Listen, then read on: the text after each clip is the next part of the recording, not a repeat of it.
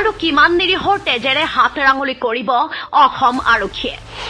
আৰু কিমান যুৱকক ভুৱা আলফা সজাই এনকাউণ্টাৰ কৰিব অসম আৰক্ষীয়ে পল্লৱজ্যোতি গগৈ সঁচাকৈ আলফা আছিল নেকি শিৱসাগৰ আৰক্ষীয়ে কি প্ৰত্যাহ্বান আলফা স্বাধীনৰ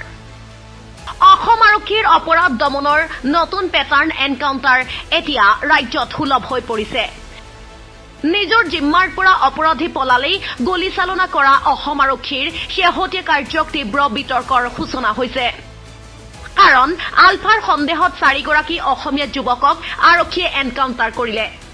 শনিবাৰে নিশা সদিয়াত তিনিচুকীয়া আৰক্ষীৰ গুলীত বিশ্বনাথ বৰগোহাঁই মনোজ বুঢ়াগোহাঁই দীপজ্যোতি নেওগ আৰু গেলেকীত শিৱসাগৰ আৰক্ষীৰ গুলীত পল্লৱজ্যোতি গগৈ গুৰুতৰভাৱে আঘাতপ্ৰাপ্ত হয় 4গৰাকী যুৱক বৰ্তমান ডিব্ৰুগড়ৰ অসম চিকিৎসা মহাবিদ্যালয় চিকিৎসালয়ত ভৰ্তি হৈ আছে অসম আৰক্ষীৰ এনে ভুৱা এনকাউণ্টাৰক তীব্ৰ চাঞ্চল্য অব্যাহত থকাৰ সময়তেই পল্লৱজ্যোতি গগৈৰ পিতৃ মাতৃয়ে পুত্ৰ আলফাত জড়িত নহয় বুলি দাবী কৰিছে সমান্তৰালভাৱে আলফা স্বাধীনেও মঙলবাৰে এক প্ৰেছ বিজ্ঞপ্তিযোগে পল্লৱজ্যোতি গগৈ জয়সাগৰৰ বিস্ফোৰণৰ সৈতে জড়িত নহয় বুলি দাবী কৰিছে উল্লেখ্য যে যোৱা 9 ডিচেম্বৰৰ সন্ধিয়া জয়সাগৰৰ সেনাবাহিনীৰ শিবিৰৰ সমীপত সংঘটিত হৈছিল গ্ৰেনেড বিস্ফোৰণ আলফা স্বাধীনে সংঘটিত কৰা এই বিস্ফোৰণত শিৱসাগৰৰ কোঁৱৰপুৰৰ বিক্ৰমপুৰৰ পল্লৱজ্যোতি জড়িতৰ সন্দেহত আৰক্ষীয়ে গ্ৰেপ্তাৰ কৰে 22 ডিচেম্বৰৰ পুৱা দিন হাজিৰা কৰিবলৈ যোৱা পল্লৱজ্যোতিক গ্ৰেপ্তাৰ কৰা আৰক্ষীয়ে শনিবাৰে গেলেকীত তেওঁক লৈ গুলী বাৰুদ বিচাৰি অভিযান চলাইছিল কিন্তু আৰক্ষীৰ অভিযানৰ সময়ত পল্লৱজ্যোতিয়ে তিলক সিংহ নামৰ কনিষ্টেবল এজনক প্ৰহাৰ কৰি পলাবলৈ লওঁতেই আৰক্ষীয়ে তেওঁৰ সুভৰিত গুলীয়ায় আৰক্ষীৰ এনে দাবীৰ বিপৰীতে পল্লৱজ্যোতিৰ পিতৃ দিলীপ গগৈ আৰু মাতৃ হেমলতা গগৈয়ে ইয়াক অস্বীকাৰ কৰিছে পিতৃ দিলীপ গগৈৰ দাবী জয়সাগৰৰ বিস্ফোৰণৰ দিনা সেই ঘৰতে আছিল ঘৰত থকা ল'ৰাটোৱে কেনেকৈ বম ব্লাষ্ট কৰিবলৈ গ'ল কাৰণ যিদিনা বম ব্লাষ্টিং হয় আমি নিউজত দেখি আছো সিও বহি আছে আমি একেলগে গোটেই সোপা বহি আছো তেতিয়া মানে নিউজ আমি চাই আছো আৰু সেই 11 দিন টোটেলি সি বাহিৰ ওলোৱা নাই এইটো কাৰণে তাৰ গাটো ভাল নাছিল গাটো ভাল নাই মই কৈছোঁ যে তোৰ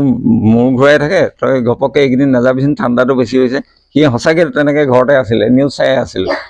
আৰু এইটো সি কেনেকৈ তাত সি বম ব্লাষ্টিং কৰিবলৈ গ'ল সেইটো কথা এটা সম্পূৰ্ণ মিছা ইফালে পল্লৱজ্যোতিক আৰক্ষীয়ে ঘৰলৈ লৈ আহোঁতে জয়সাগৰৰ বিস্ফোৰণৰ ঘটনাটোৰ বাবে হেঁচা দি থকা হৈছে আৰু এনকাউণ্টাৰ কৰিব বুলি কোৱা কথাও উল্লেখ কৰে পিতৃয়ে আৰু 2 নম্বৰ কথাটো যিটো কৈছে গেলেকীত গৈ তাৰ পলাবলৈ গৈছে 21 ৰাউণ্ড গুলি পাইছে এইটোতো সম্পূৰ্ণ পৰিকল্পিতভাৱে কৰা কাম সেই ইয়াত সোমাই থাকোঁতেই কৈ গৈছে কালি যেতিয়া মোক ঘৰলৈ এবাৰ আনিছিলে পৰহি আনোতে তেতিয়া কৈছে যে এওঁলোকে মোক প্ৰেছাৰ দি আছে জয়সাগৰ কেছটোৰ কাৰণে মই এতিয়া নোহোৱা ঘটনাটো কেনেকৈ বুলি কৈ দিম মই সঁচা ঘটনা হোৱালে যিখিনি জানো যিখিনি মই কথা ক'ব লাগে সেইখিনি কৈছোঁৱে তেওঁলোকে বোলে নামানে অকল প্ৰেছাৰ দি আছে একেটা কথাকে মোক উল্টা পুল্টাকৈ সেইটোকে কৈ আছে এওঁলোকৰ মতলবটো বেলেগ বোলে এওঁলোকে মোক এনকাউণ্টাৰ কৰাৰ মতলব আছে পল্লৱজ্যোতিৰ পিতৃ মাতৃয়ে পুত্ৰ আলফাত জড়িত নাই আৰু বিস্ফোৰণৰ দিনা ঘৰতে আছিল বুলি দাবী কৰাৰ সমান্তৰালকৈ আলফা স্বাধীনেও নিজৰ স্থিতি স্পষ্ট কৰিছে মঙলবাৰে এক প্ৰেছ বিজ্ঞপ্তিত আলফা স্বাধীনে কয় শিৱসাগৰ আৰক্ষী প্ৰশাসনে অভিযোগ কৰাৰ দৰে পল্লৱজ্যোতি গগৈ জয়সাগৰৰ বিস্ফোৰণৰ সৈতে জড়িত নহয় সেইদিনা পল্লৱজ্যোতিয়ে পিতৃ মাতৃ তথা পৰিয়ালৰ সৈতে ঘৰতে থকা বুলি মাতৃয়ে বাৰে বাৰে জনোৱাৰ পাছতো যিহেতু আৰক্ষীয়ে দাবী কৰিছে গতিকে জয়সাগৰ বিস্ফোৰণটো পল্লৱজ্যোতিয়ে কৰিছিল বুলি প্ৰমাণ কৰিবলৈ আমিও শিৱসাগৰ আৰক্ষীক প্ৰত্যাহ্বান জনাইছো পিতৃ মাতৃ আৰু আলফা স্বাধীনে পল্লৱজ্যোতি আলফাৰে জড়িত নহয় বুলি দাবী কৰাৰ পাছতে এতিয়া কেইবাটাও প্ৰশ্ন উত্থাপন হৈছে পল্লৱজ্যোতিক আলফাৰ সন্দেহতে এনকাউণ্টাৰ কৰা হ'ল নেকি